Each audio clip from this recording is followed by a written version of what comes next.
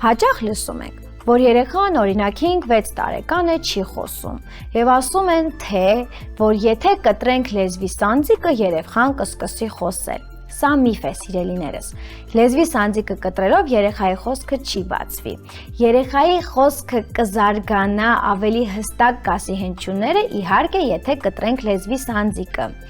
Ավելի հաճախ լեզվի սանձիկի խնդիր առաջանում է ռ, ն, ր հնչյունները արտաբերելու համար։ Եթե կտրենք լեզվի սանձիկը, ապա այս հնչյունների արտաբերումը ավելի գեղեցիկ եւ հստակ կլինի, որովհետեւ ռ հնչյունի արտաբերման համար լեզուն պետք է բարձրանա վերև, ահա այսպես։